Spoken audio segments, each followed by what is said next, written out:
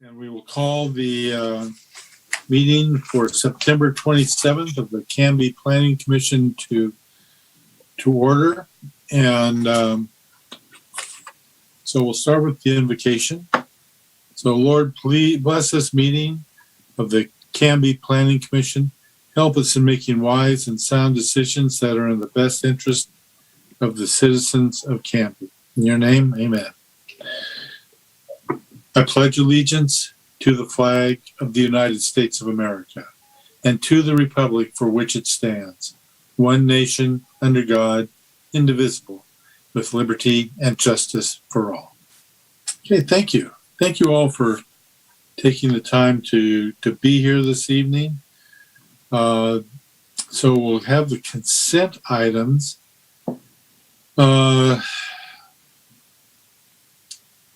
I don't think there's anything on there other than the minutes from June 14th. Is that right, Don? That is correct.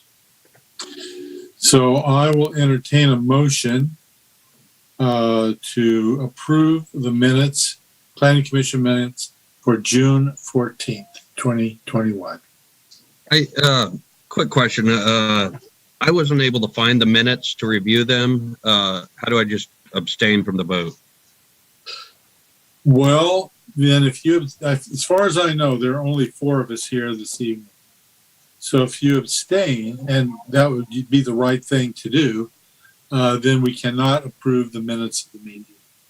John, this is Jeff. I'm also going to be abstaining. I haven't seen the notes, so I haven't had a chance to review them. Okay. Just a second. I'm not sure 100%, but I don't think people abstaining from a vote affects the quorum of making decisions. I think if it's an abstention, it's still a vote. It's just not in a vote for a favor or against. I don't know. I don't know. Don, can you help us with that? I think maybe this is my thought, unless Brianna has something else, that maybe just worthwhile to give everybody a chance to review those at the next hearing. You guys will be meeting for some time indefinitely. We have a number of hearings, and I would rather just have you guys all vote on it at once and read it versus the Robert's Rules of Order. To your point, Commissioner Patton, I don't know the answer to that. I'd have to go through and look at those procedural process. If that's the case, then I move to table the minutes to our next meeting. I'll second. All in favor, I'll second that. All in favor, say aye. Aye. Okay. Oh, Jennifer, you're here. I am. I was waiting to be let in. I just got home from work. Okay, good to have you. Thank you. This will likely be my last meeting, so. Well, can we take a minute for that? We can do it later. Huh? We can do it later. Well, let's. Okay, we'll do it at the end of the meeting then. Okay. That way people don't have to hang on longer. Stick around. Okay, so citizen input on non-agenda items. Brianna, do you know if we have anybody online that wishes to speak on non-agenda items? I do not believe so. Okay. So, Don, or Brianna, is there any new business that you know of? No. No new business. Okay. No new business. Okay, so we'll move right on to the public hearing. And the first one up will be the Active Water Sports DR 21-05. So it requires me to read the public hearing script. The matter presently before the hearing body requires a public hearing. All interested persons in attendance shall be heard on the matter. If you wish to testify on this matter, please fill out the public testimony card and give it to the recording secretary, which you can't do because we're not in person. So I don't know what we do with that. If somebody wants to speak, they probably would need to contact us beforehand. We received one message, so. We did. Okay. At the appropriate time, when your name is called, please connect with us. State your name and address and interest in the matter. For longer presentations, proponents and opponents may buy time from one another. In so doing, those either in favor or opposed may allocate their time to a spokesperson who will represent the entire group.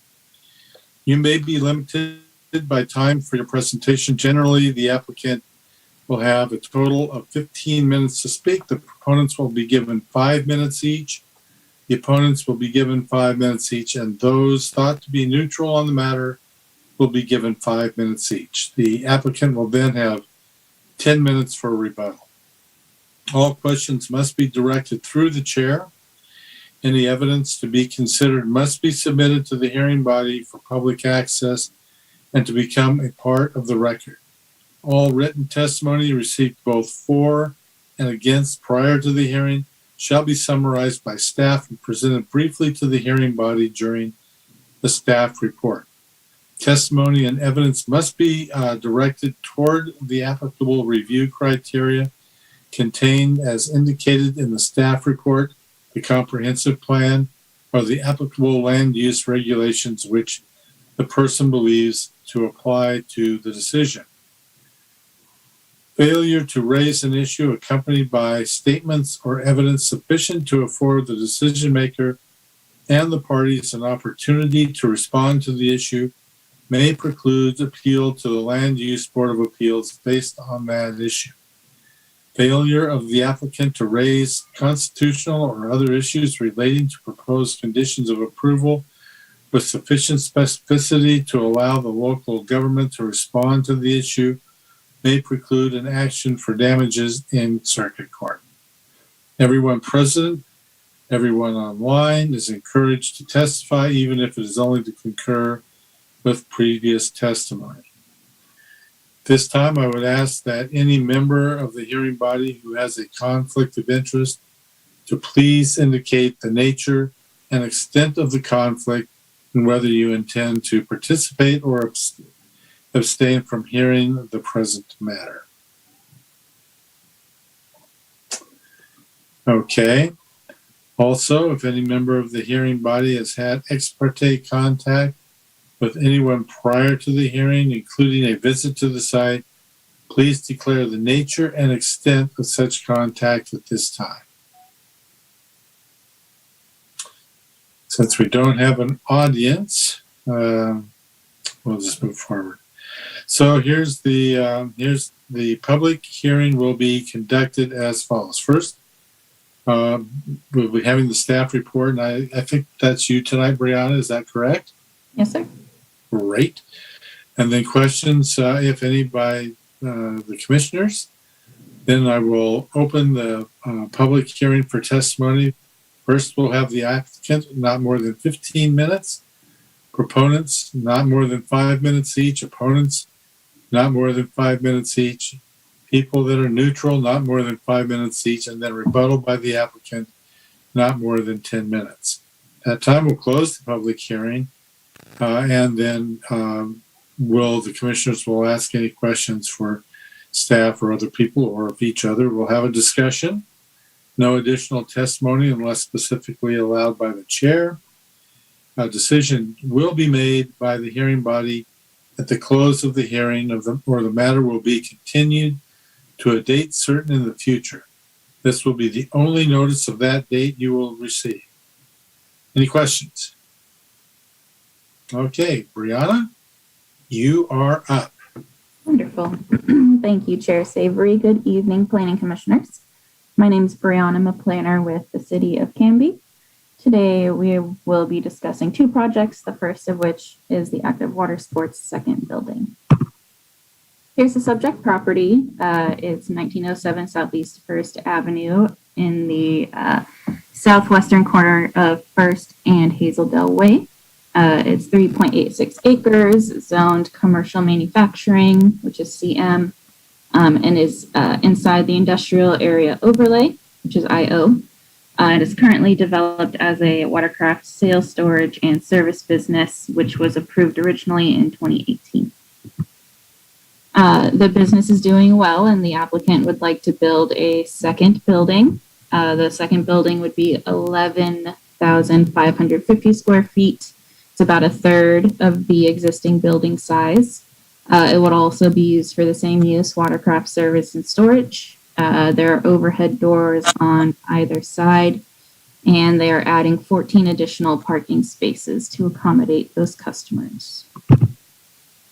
The applicable criteria are typical of a site and design review, off-street parking, the standards of the zone, as well as the standards of the overlay. Here are the applicable criteria. The zoning, CM, is all is met, use and dimensional standards consistent. Project design meets design requirements of the zone, as well as the IO overlay, which has some additional criteria, and you could see in the matrix that they did meet that. And it will complement the existing building, its hardy panel siding, and distinct paint palette. The additional parking, this is exclusive of what they already have, which is sufficient for the existing building, but 13 additional stalls would be required with this new building, and 14 are being provided. They did produce a traffic analysis letter determining safe accommodation, and it's going to add 50 additional trips. That was done by DKS, and they saw no impact on the surrounding intersections. They meet the 3 employee per acre minimum required of the IO overlay, and there's already utilities on site, so they're just going to extend it to the second building. So some conditions of approval will need a type 1 site plan to just confirm all of the details for the dimensional standards. We'd like to see continued coordination with Canby Fire. They mentioned at the pre-application conference that was required for this type of application that they want to see fire lane striping, but we weren't able to hear from them before this meeting. So I'm sure that they can work it out, and we would just include that as a condition of approval. And last, of course, the Clackamas County building permitting for the new building. And just a note, we did not receive any public comment for this project. And so with that, staff does recommend that you approve DR 2105 Active Water Sports second building, subject to the conditions of approval provided in the staff report. You can take any questions. We'll start with Commissioner Mills. Do you have any questions? Start with a comment. Great report, very clear. Thank you, Brianna. The question that I have is strictly procedural. I don't have any heartburn with this project at all. But when I read the design review matrix as they presented it, I get a little confused about the basis for the answers, whether they're answered on the basis of the addition or the project in its entirety. Mm-hmm. So my first question to you is, I assume you've looked at this and you believe it's correct? Yes. Mm-hmm. And the next question is follow-up. What's the correct basis to review this from? Because in some cases, it seems to say they need to put additional trees in to add this, but then they say they don't, but they take credit for trees. So, there seems to be like it may be wanting to go both ways. I don't see this as questioning the integrity of the project, but the matrix itself and how it's answered confused me. Okay. It might have been helpful for me to include the 2018 approval. And I know we don't typically, do that, but it was so recent that I think maybe seeing that matrix and how it was calculated as well kind of jives with this addition. There is discretion. It's not explicitly clear in the code, the thresholds of when, that it's honestly kind of hard to quantify, to your point. But it's really an exercise of looking at the impact of the addition And, if anything additional is necessary, and also going back to that 2018, they actually provided, things like landscaping in excess of what was required. So we also took things like that into account. But that's a great point. Thank you. Mm-hmm. Okay, Commissioner Trendy, do you have any questions or comments for Brianna? No, I don't. The only question I had was what Commissioner Mills brought up, and that's been answered. Thank you. Okay, great, thank you. Commissioner Hutchinson. No questions, thank you. Okay. Commissioner Heap. No questions, but I'm glad to hear that they're being successful in their business and that they're growing. Notice it's not going to place any extra strain upon the city as far as like stormwater or electric hookups, and I like the project, so no issues here. Okay. Commissioner Patton. The only question I have is the note about hitting the 3 employees per acre for the industrial park overlay. I'm assuming that with the employees that they have staffed in like their office and stuff there, that is what is hitting the requirement for this bigger building. We didn't get a breakdown of what the roles would be. They said that there would be 8 additional employees. So maybe that is a mix of office and service folks. Maybe the applicant can answer that better for us. Okay, that was all I had. Thank you. And I had no questions. So we'll move along to the applicant. Who will be speaking for the applicant this evening? Matt Radich here with Active Water Sports. Thank you all for considering this, and I have some answers to the employees question. But first of all, just want to say thank you for letting us get the 2018 building in the first one. We've really, it's been a nice experience in Canby. So I think the improvements we brought to that corner and everything it's been nice. And that's why actually we wanted to put a second building there, because we really enjoyed the location. Our customers have enjoyed coming there. And with the kind of the increase in the boat business, that's given us some need for more room. So on the employee side, it's going to be both office staff, service manager, parks manager, that kind of thing, and technicians will be coming on site. So a little of both of that. That's what we'll be doing there. So far they're all excited to get down there too, and some will be moving from Oregon City location and come down there. So they're looking forward to it. I don't know. I'm happy to answer any project questions or kind of plans for that. I don't really have anything further on the presentation side other than that I know that we're going to put together a nice looking building. The look will be very similar to the existing building as far as the color palette. It's not going to be a concrete tilt up, but it will be the hardy, kind of the hardy panel. So it'll have that similar look and feel. And we'll make sure that it looks nice. I think that's part of our kind of brand and image. We want it to look nice when we're selling boats to our customers and having them drop off for service there. So I can assure you we'll do a nice job with it and make it look good there for you. Okay. Well, thank you. Any questions from the commissioners for Mr. Radich? Okay. Thank you very much. And we'll get back to you on if there are there any other proponents that would like to speak at this time? Are there any opponents that would like to speak?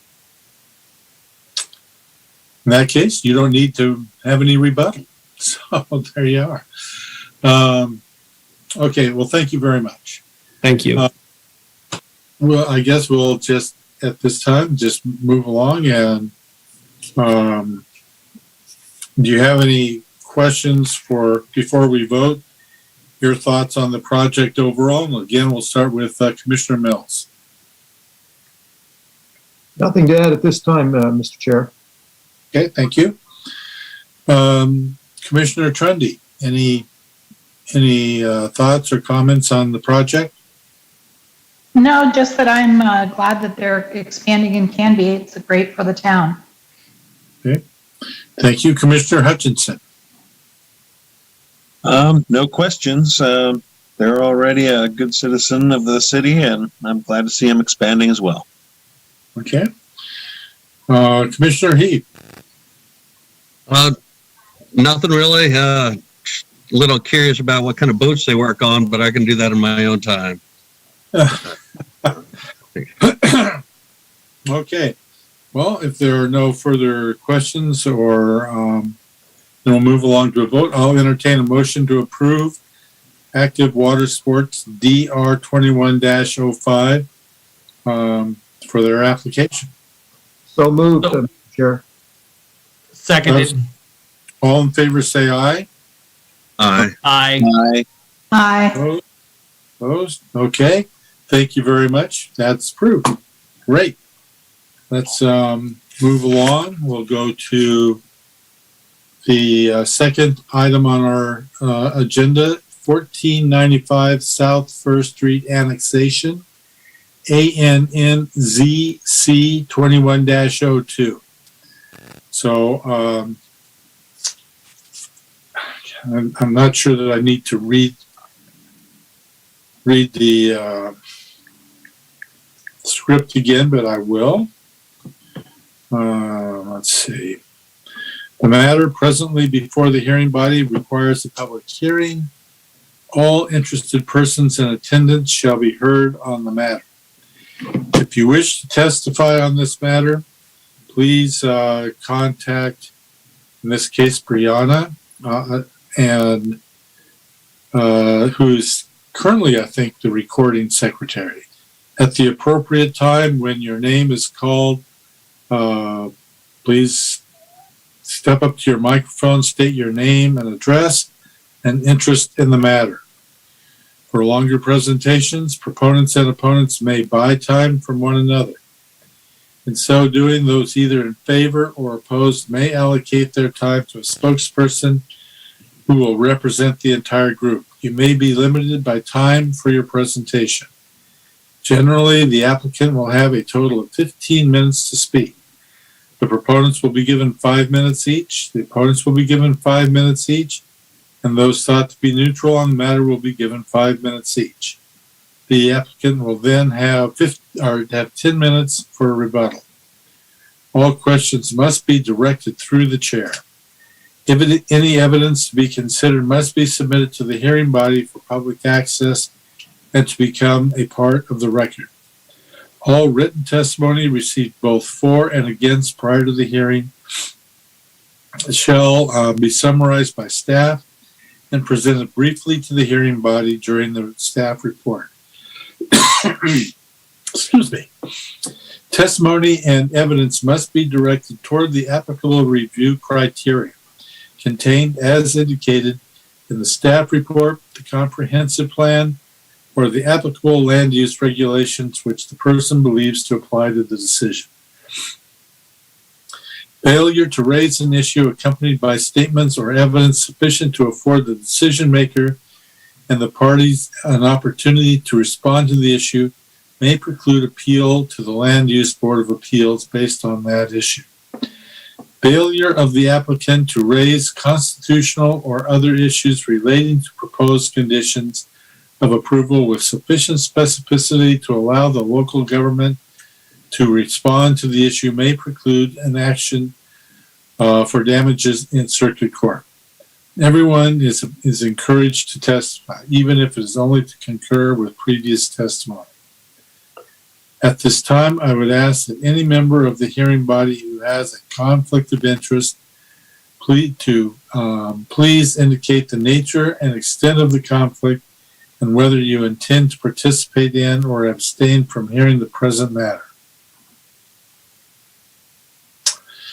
Also, if any member of the hearing body has had an ex parte contact with anyone prior to the hearing, including a visit to the site, please declare the nature and extent of such contact at this time. Yes, I drove by the site to just see the layout of the area earlier today, but I didn't speak to anybody. I just drove around the property to see where it was located mainly. Okay, but you intend to participate, right? Yes, I do. Okay. Anybody else have a ex parte contact? Okay. Okay, the public hearing will be conducted as follows. First, we'll have the staff report. And again, I believe that will be Brianna. Yes, sir. Then we will have questions by the other commissioners. And then we will open the hearing, the public hearing for testimony. The applicant, not more than 15 minutes. Proponents, not more than 5 minutes each. Opponents, not more than 5 minutes each. People that are neutral, not more than 5 minutes each. And then rebuttal by the applicant, not more than 10 minutes. At that time, I'll close the public testimony. Then the commissioners will discuss the issue, ask questions, and we will deliberate. A decision shall be made by the hearing body at the close of the hearing, or the matter will be continued to a date certain in the future. This will be the only notice of that date that you will receive. Any questions? Okay. Brianna, once again, the floor is yours. Thank you very much. This is the second project we'll be discussing tonight, the annexation and zone change of the property at 1495 South First Street. Here is the subject property. It's about 1.3 acres. Right now it's zoned Clackamas County exclusive farm use zone. It's included in the Southwest Canby development concept plan. And as of right now, it is an island of county land surrounded by city property. Here you can see the comprehensive plan land use designation is medium density residential, the brighter yellow, and it corresponds to the zoning district of R1.5. And this is in the comp plan. This is already established as what this should be zoned, and you can see it is surrounded on 3 sides by the same zone. Here are the approval criteria for annexations and zone changes. Pretty typical. The zone that will be applied, the R1.5, amendments to zoning map, annexation, and then we have the Southwest Canby Development Concept Plan in particular is what we also look at. So here's that development concept plan. This was approved in 2018, concurrent with the Beck Pond subdivision to the south. The subject property is squared out in red there, and you can actually see kind of a conceptual layout, but we're not considering layout right now. We'll discuss that a little bit more, but that is the property there, and you can see it is included in the DCP. Sorry. That was. Okay. So in the DCP, there were potential future development scenarios that pulled access from the property to the south. The property owners to the south did appeal the Beck Pond decision and included the DCP because they felt it limited the development potential for their property. So ultimately, the city council did decide to uphold the Beck Pond subdivision and the DCP, but they added an additional condition of approval, which states this approval shall not determine the configuration of any future development on that property to the south. Any future development proposal shall be judged upon its own merits if and when submitted and shall not be bound by any shadow plat that has come before the city. Basically saying this is not binding. In response to that, and to say again that right now they aren't submitting for subdivision, right now they're submitting for annexation and zone change. But in response to that, the applicant did include this conceptual site plan, which does not pull access from the south. And as we can see, it does conceptually meet the R1.5 standards. And, if this configuration or any other configuration for a future subdivision were to come to us, it would have to go through the full planning process. Comments received were pretty minimal because this is kind of what is expected when this comes in. We heard from Direct Link and Public Works, and we heard from one neighbor who is concerned about just the densifying of the city in general. And I do understand that, but there was nothing specific that kind of goes against code that was pointed out. So finally, based on that, staff recommend that Planning Commission move to recommend approval to the City Council on the application for annexation and zone change 21-02, subject to the conditions of approval. And I'll take questions. Thank you. Thank you, Brianna. Any questions from other commissioners? Let's mix it up. We'll start with Commissioner Trendy. No, I don't have any questions. I just want to be sure that if we're annexing something that includes any county roads, which I didn't see that it did, that those roads will be brought in good condition and not to a point where they're going to cause cost for the city to repair. That's a good point. FER is in the city jurisdiction, but that is a good point. Thank you. Okay, Commissioner Heath. Yeah. I don't know. I still am relatively new to this, but is it common for individual properties to be completely surrounded by city property and be not be part of the city? I don't quite understand how that is even possible.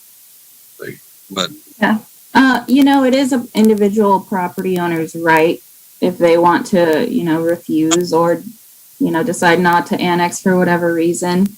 This was a small farm at a certain point. So, maybe that's, if they come into the city, they wouldn't have been able to have that use. So it's not the most common situation. Usually we like to see it as congruent as possible, but, it is the individual's choice. And when they do want to come in,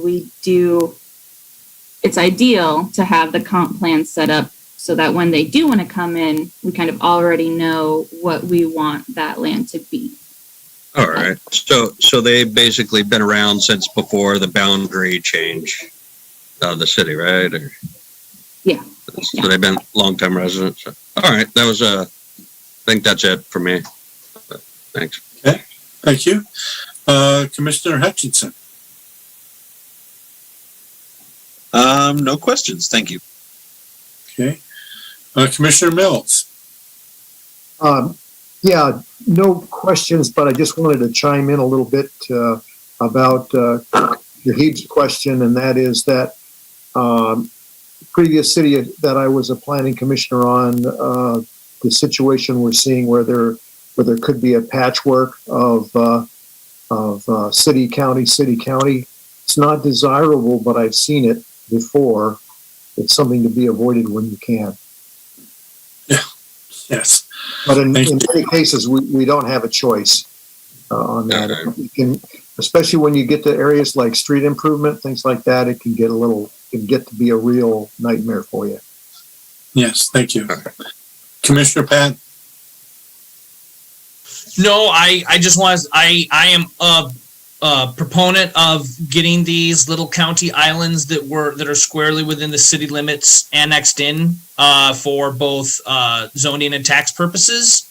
It just makes sense.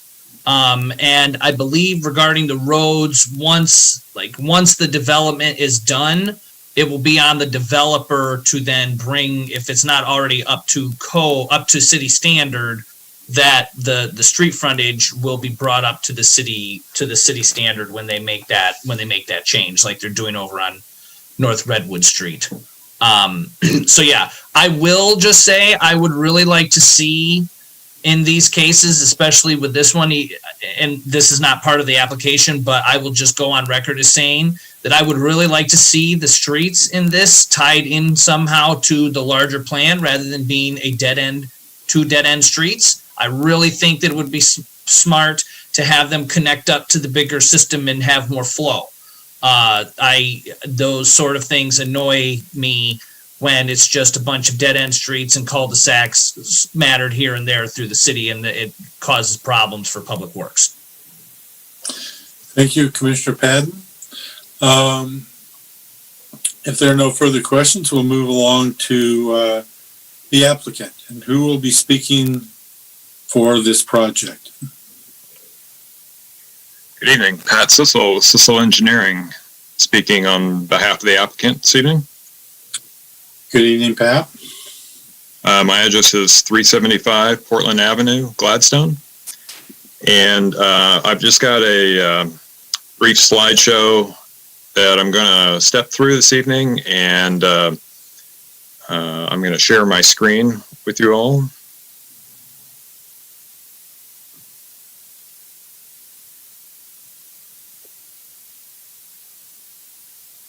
Can you see that okay? Yep. All right. So many of these are going to look familiar because Brianna just showed them to you. But the application is for annexation of a 1.31 acre property located at 1495 South First Street. The applicant is Blake DuPont, and the owners are Blake, Brian, and Bridget DuPont. The property is on the west side of First Street, and it's located across from the Hope Village main campus and south of the cottages in Hope Village on Southwest Pacific Crest Drive. And it is east of the Elmwood Mobile Home Community. As Brianna said, the property is an island of county land. You can see here the white spot is the subject property. It is surrounded by the city. The nearest county land is at the far south end of South First Street, or over here on South Ivy. And you can see its relationship to some of the other properties in the area. It's near the Beck Pond subdivision, as I said, near Hope Village and the Elmwood Mobile Home Community. Brianna showed you the City of Canby Comprehensive Plan map. The dull yellow color is low density residential. The brighter yellow color is medium density, and orange is high density. So looking at a close up, you can see the subject property is shown in the comp plan as the medium density. The Elmwood Mobile Home Community is low density. And then there's some higher density property south on First Street as well. This is an aerial view from a couple of years ago of the property, and it showed the layout for the Beck Pond subdivision before the homes were built, obviously. And you can see how the street curves a little bit here as it enters tax lot 1500. And this property is already in the city. It came in with these other properties that made up the Beck Pond subdivision, leaving this one as the sole remaining parcel in the county. Closer view, you can see the existing home and the two outbuildings that were used on site for the small farm that had been there. Because of its farming background, there's not a lot of resources in the way of trees on site. There's just a few in the vicinity of the existing home. So the property, as noted, was part of the Southwest Canby Development Concept Plan in 2018. It's up in this area in the very northern corner of the Development Concept Plan. The original plan showed this north-south street extension across tax lot 1500 into the subject site. The cul-de-sac bulb shown in the development concept plan didn't meet the city's 54-foot radius requirement. This is approximately what a 54-foot radius on the end of that bulb would have looked like, and it really would have limited how many lots could have been constructed around that cul-de-sac bulb. So although there were 8 lots shown on this plan, to meet the city's cul-de-sac requirements, there couldn't have been 8 lots actually developed on that site.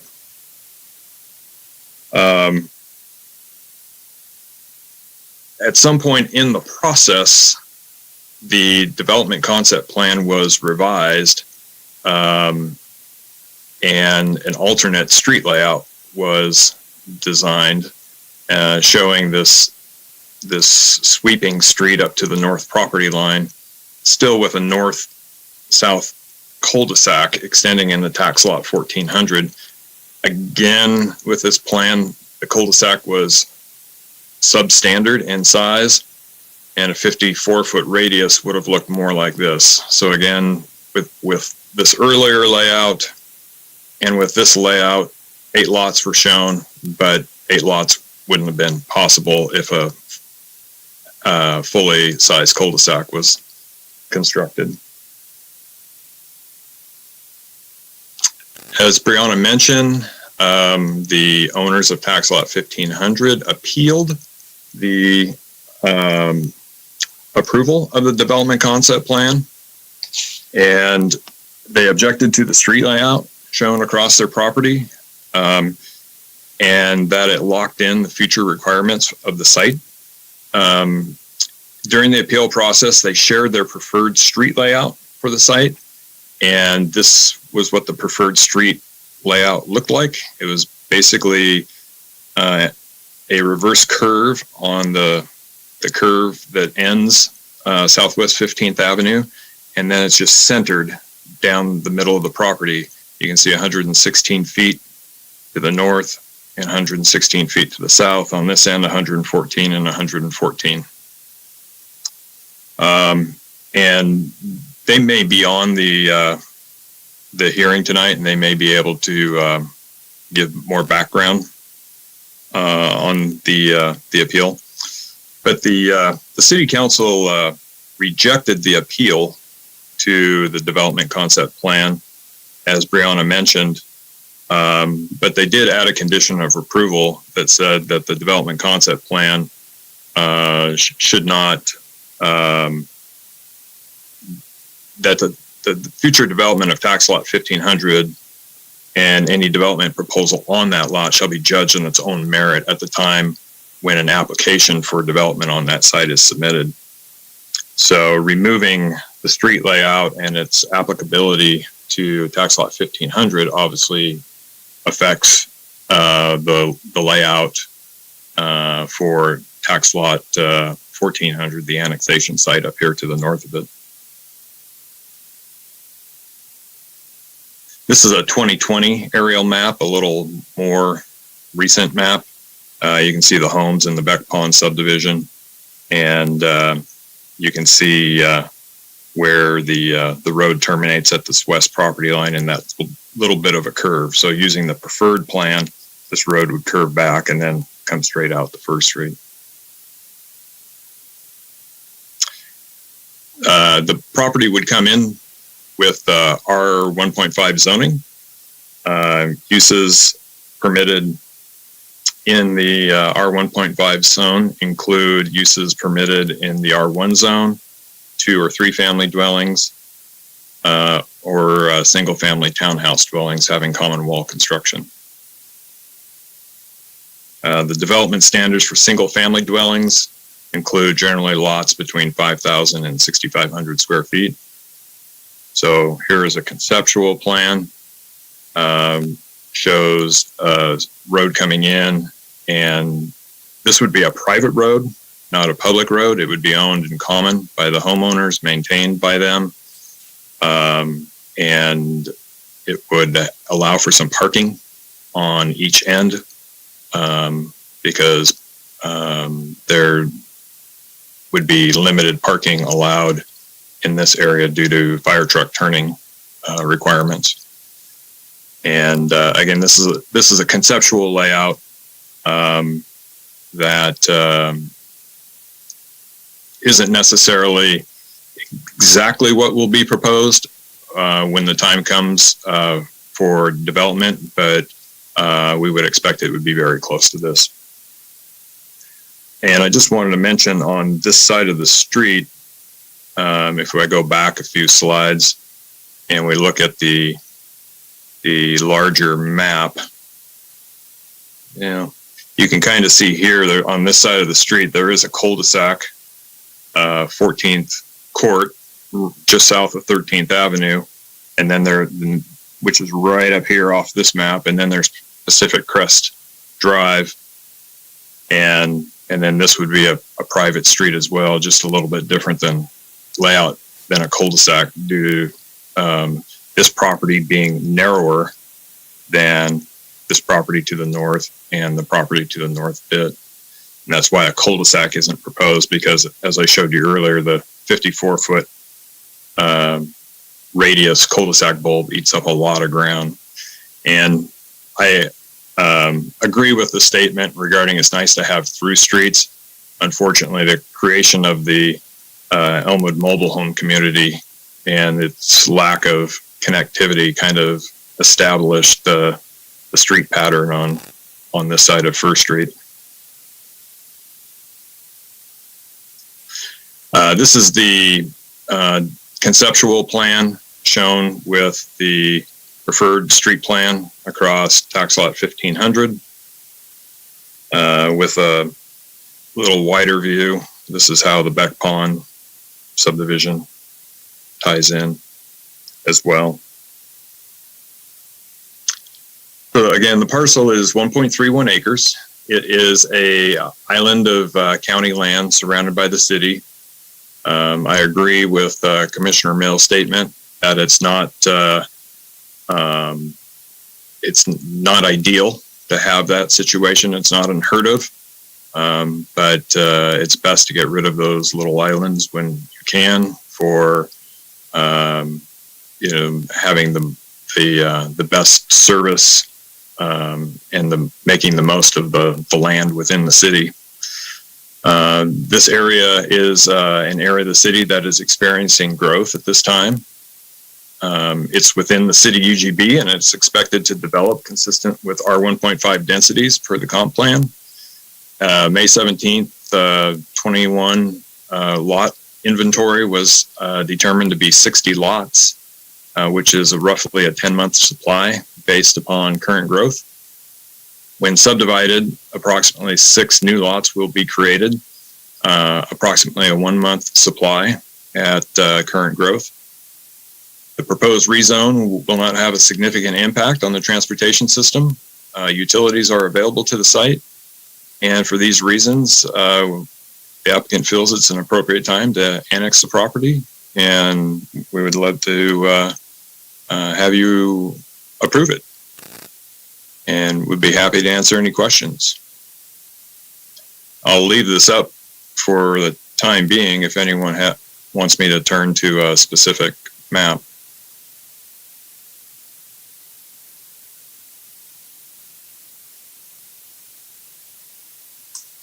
John, you're on mute, I think. There we go. Sorry about that. Thank you for the presentation. So we'll start with Commissioner Trundy. Do you have any questions for the applicant?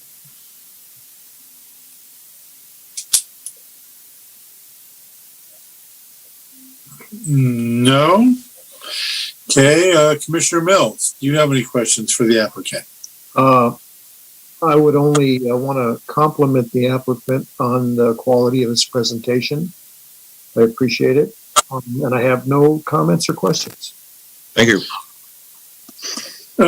Commissioner Heap, do you have any questions or comments?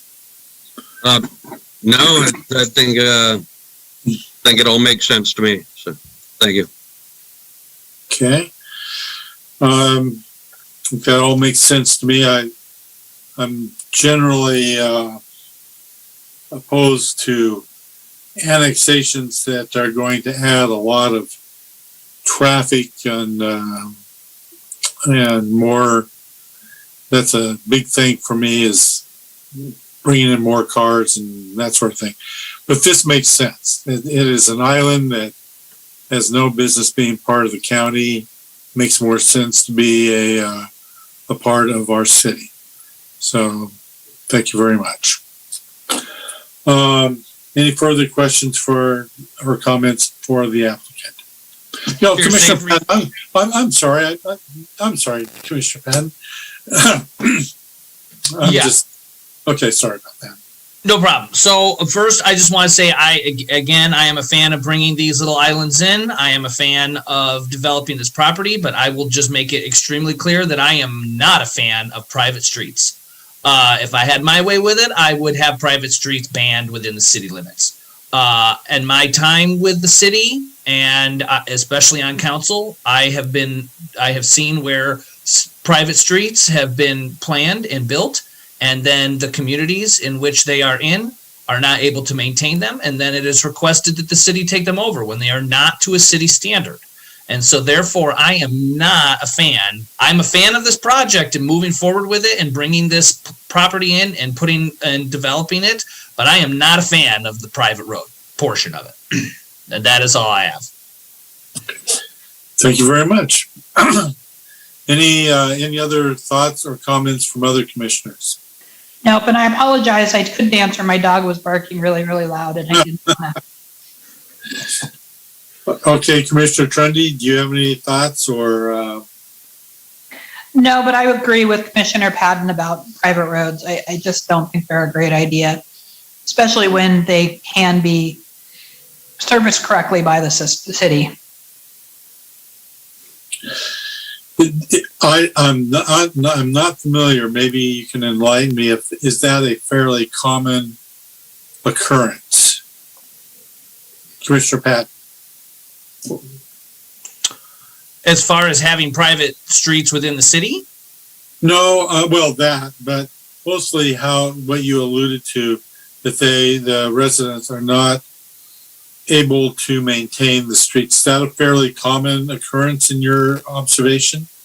I will not specifically name the property, but while I was on council, there was a development that was put in that was specifically designed with private roads in an effort to cut down on the cost of the development and maximize the amount of property in it.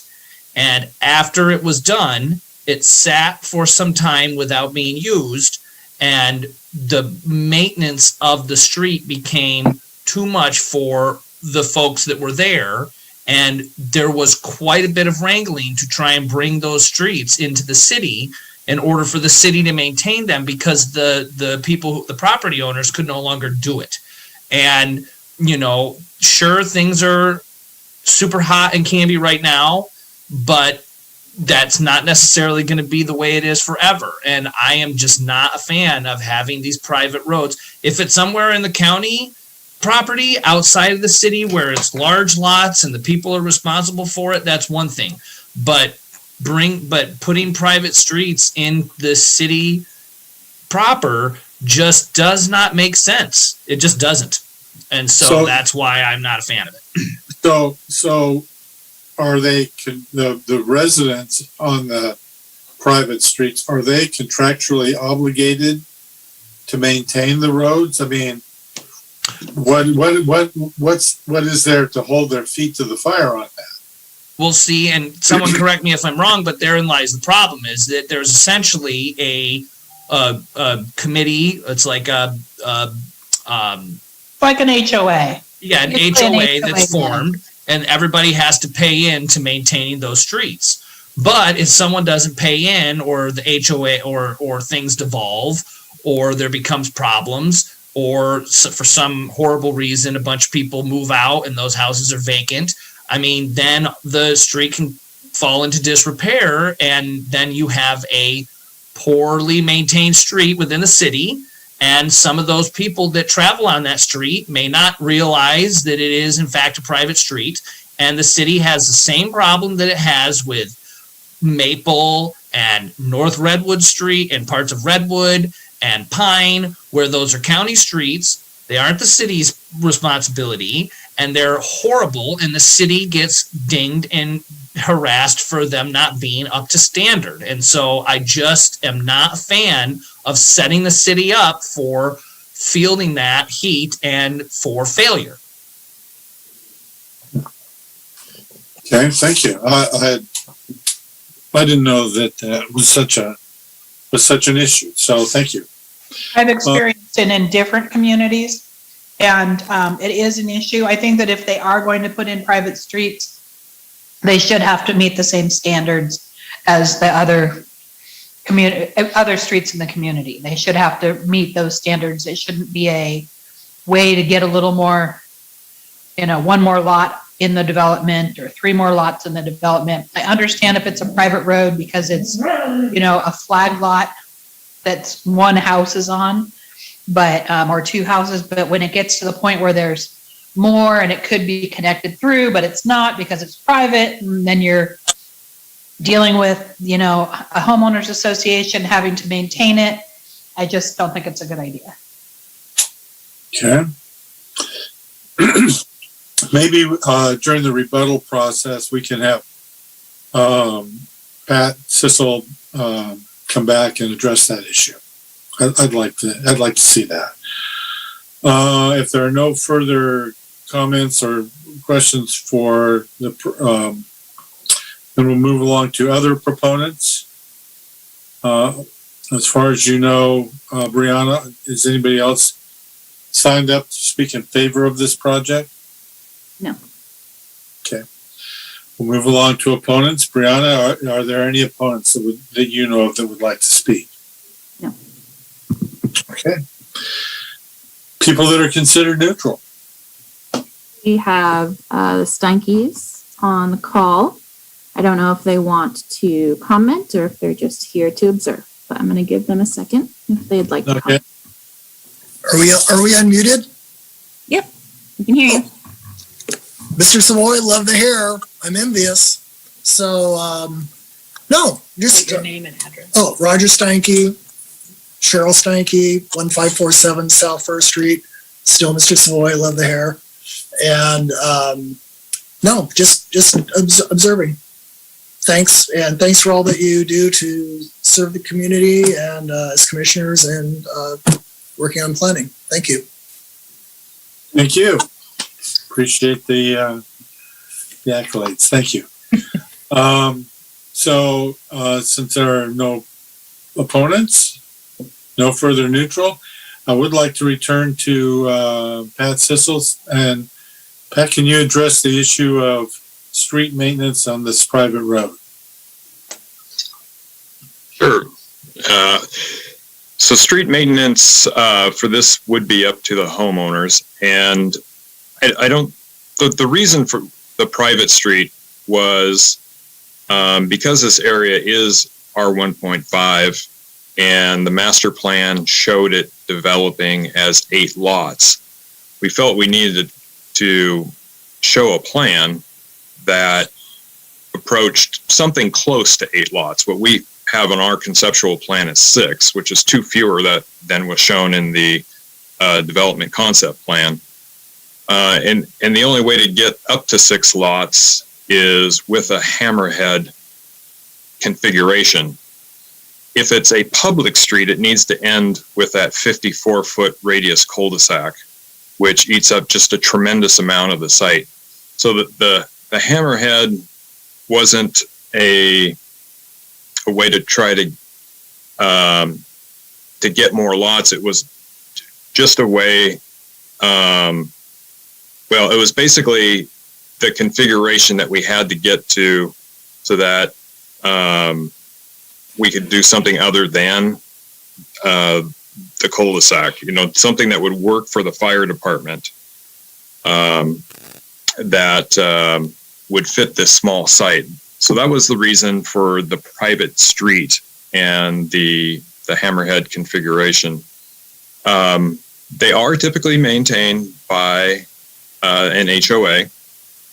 I don't think the applicant would have any problems with being held to building it to a public standard, which it would really need to be built to anyway, because it needs to support a fire truck. Because that is the access that the fire department would take in to serve all the lots. And to support a fire truck, you have to have a structural section that is similar to a local street standard. So when the time comes when this comes to the Planning Commission for subdivision approval, and if the staff recommended that and the Planning Commission, wanted to approve a condition of approval like that, we would understand it completely. We wouldn't have any reservations about that.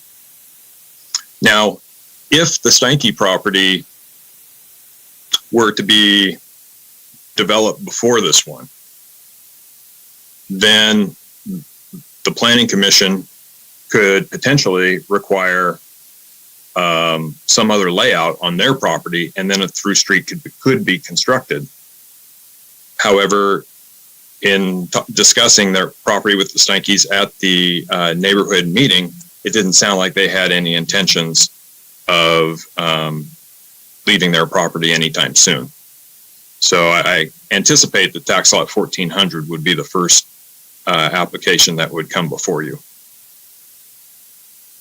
So I see Blake is on the screen. Do you want to add anything, Blake? Yeah, our intention would be just to continue going. We're residents of Canby, grew up here, families from here. Me and my brother run a small business in town too, and we appreciate you taking the time to consider it. Yeah, thank you. Did that help you at all, Commissioner Patton, with that's a street we could require that they be built to city standards? Yeah, I think that would be a good step in the right direction. The only other thing I would throw out is I know that in some of the other areas that are developing, and it just might not be feasible, but this is something that might be looked at as far as, when this comes through is, the city has done overlays of multiple properties, and there are, and in some cases there's been for years, dead ends or stubs of streets that will eventually go into a larger property, into a larger development. And so, I mean, in this hammer, as it's been mentioned, this hammerhead layout, to me, it just lends itself into leading into, into another street in the neighboring property. And so I do not know whether the city can, whether city staff can say, look, when this is the major plan, this is the plan, the street's going to come through, we need to make this work. So, something like that. But ultimately, it will be what it will be when it comes across the Planning Commission's table. So I think bringing it up to a city standard is a step in the right direction. And I guess we'll just see what comes of it when it comes. Thank you. Commissioner Trundy, do you have any further comments or thoughts on this? No, I think that since this discussion is mainly for bringing the property into the county, I think we've pretty much beaten the street thing to death now, and it'll come up in a future discussion. So I think that we're good, at least from what I can see. And this is Jason again. I will just apologize in advance. I am very passionate about the city's streets. I oftentimes get up in the morning thinking about them and going to bed at night with them on my mind. And so that is why I bring these things up. No problem. That's what you're here for. So at this time, I'll entertain a motion to approve 1495 South First Street annexation, ANN/ZC21-02. So moved. You'll second that. All in favor, say aye. Aye. Aye. Opposed?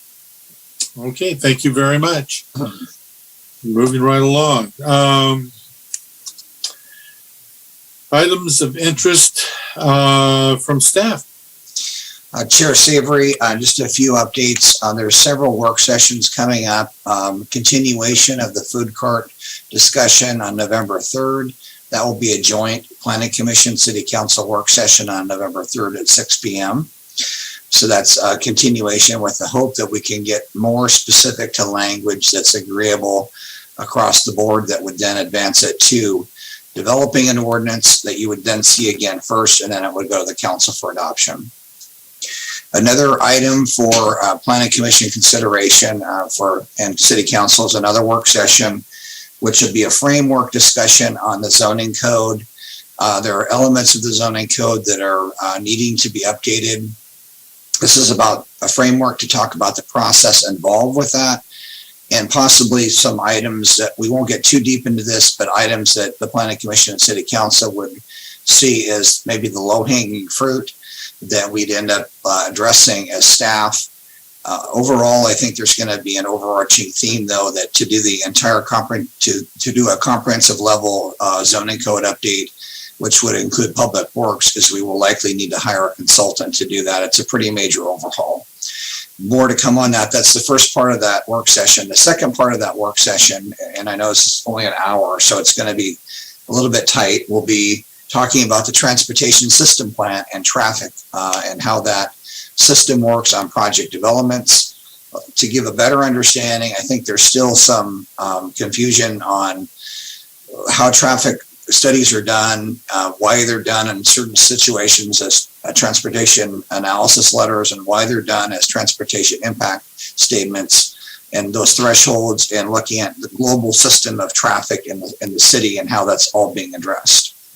So those two work sessions are coming up. A number of you also are very interested in the training this week with Department of Land Conservation and Development. So that's happening on Wednesday. If anybody else is interested in that hasn't already indicated so, please let me know. Lainey will be registering folks for that tomorrow. And then just kind of on our schedule for hearings, we're relatively full. We are starting to forecast what those hearings were through the end of the year. And it looks like we will be relatively full all the way through the end of the year for hearings with applications. There were a lot of them that came in. So you guys will be busy through the next few months. I think that trend will also continue into January. We just received a number of other applications or had pre-application processes that we're anticipating that will end up resulting in hearings early part of next year. So those are my updates, and thanks. Don, let me make sure I'm not muted. Oh, I'm not. Okay. Don, do you know if I thought I was registered for that event on Wednesday? John, you did indicate so. And so I need to get Lainey to actually, she'll be back in tomorrow, get her to register, and she'll be in contact with you. And Jeff and James, those are the three that we're interested in. Okay. And what time is that set to begin again? That is in the evening, and it's on Wednesday from 6 to 8 p.m. on the 29th. Okay. And Lainey will be contacting us. She will be. Yeah, and she'll give you the details on that and how that all works and the link and those kinds of things. Okay. Great. Anything else? Nope, that's it. Okay. Perfect. More rain. Any matters of interest or guidance that commissioners would like to talk to the staff about? Okay. And at this time, I will entertain a motion to adjourn. Oh, no. Actually, no. I do have something. So I want to make note that this is Commissioner Trundy's last Planning Commission meeting, and I can't speak for anybody but myself on how much I have appreciated her presence on this commission, her time, her expertise, her input, and from the bottom of my heart, thank you very much, Jennifer, for being here, for participating. I I wish I could give you a medal, but we don't give medals up for the planning commission. We live to work and labor in obscurity and let the city commissioners get all the glory and get beaten up. So anyway, so you're not going to be a city commissioner. You're a counselor. You're going to be a well-regarded past member of the Canby Planning Commission. Thank you. Thank you very much, Chair Savory. It's been my pleasure to join you all, and I apologize that I'm not going to be able to serve out my term. It is only up in December, so I'm only missing a couple months. But I am moving out of town, so I just don't feel in good conscience of staying on even through October. I'm not moving till the end of the month, but I just don't think I should make decisions for a town I'm not going to be living in. So, but it's been great working with you all, and I love the changes and how the new planning staff is working so well together. And instead of giving me a medal, just find a really good politically neutral replacement for me. Politically neutral. Yeah. I'm not quite sure that the planning commission in all my years has been a political organization. We again let the city councilors exactly, which is why we need to keep it that way. Yeah, I would so totally agree with that. Yes, you bet. Mr. Chair. Yes, Jeff. I just wanted to add that Jennifer, you're going to be missed. Your expertise is going to be missed. Wherever you're moving, they're going to be lucky to have you, and we'll miss you. Thank you. Yes. Well, I'll still be around town occasionally. I'm just going to Wilsonville, so. All right. Good. Oh, well, okay. Well, thank you very much, Jennifer. Again, we're going to miss you, and good luck in Wilsonville. They actually could probably use your expertise over there. That's becoming a bit of a maze, much like Beaverton. So, yeah. I think I'm probably going to do something that makes more of an impact in individuals' lives instead of on a municipal level. So. Okay. All righty. Well, thank you very much. Again, thank you for your time and your energy and your input. So thank you. Now I will entertain a motion to adjourn. Since it's my last one, I might as well move to adjourn. There you go. Do we have a second? I'll second, Mr. Chair. All in favor, say aye. Aye. Aye. Opposed? We are adjourned. Thank you all so much for coming to us on this rainy evening, even though we're staying dry in our homes. So right. Thank you very much. Have a good evening. Thank you. Night.